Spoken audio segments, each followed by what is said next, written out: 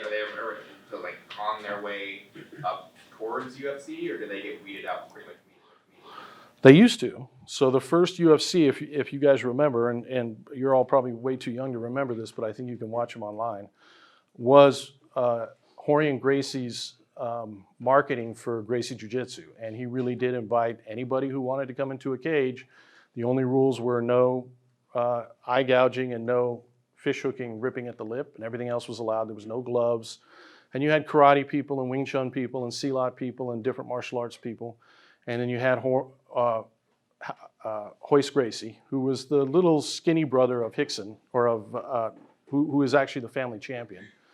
And had Rickson done that, it would have looked a little less impressive.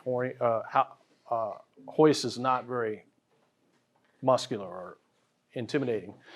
And he would just take him down and submit him over and over again.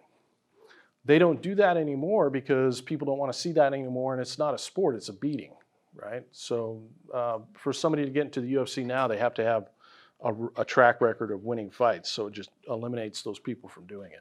That were once like the dominant move that once things started to evolve, that it just... Not that I can think of.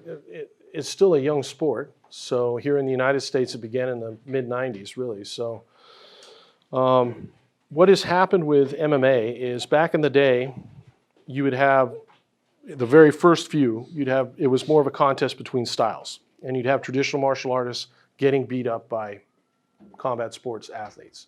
That stopped, and then it became all combat sport athletes, but it was still specialists. So you'd have somebody like Randy Couture, who was world-class wrestler, versus somebody who was a Brazilian Jiu-Jitsu black belt, or somebody like Maurice Smith, who was a really good kickboxer. And they'd all learn all of it, but usually they had expertise in one area they've been doing all their life, right? And what's happened now is you have a group of young people really that have been training since they were kids in all of it. So they're not necessarily specialists in jiu-jitsu. They're not necessarily specialists in Greco-Roman wrestling or kickboxing. They are good at all of it, and they've always done all of it together at the same time. And they are, in a very literal sense, MMA athletes. They're not wrestlers who do MMA or jiu-jitsu people who do MMA. And that's new. I think that's probably been on maybe the last 5 to 10 years you started to see that, and certainly the last 5. And I think that that's the direction that the sport is going. It's branched off in that sense that it really is its own thing now.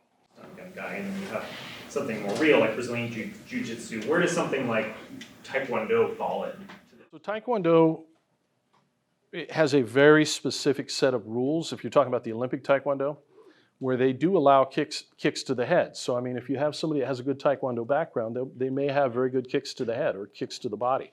But if you ever watch Olympic Taekwondo, they kick each other with their hands down here by the side, literally. They just lay their arms like this and kick because there's no punches allowed. So that's a problem.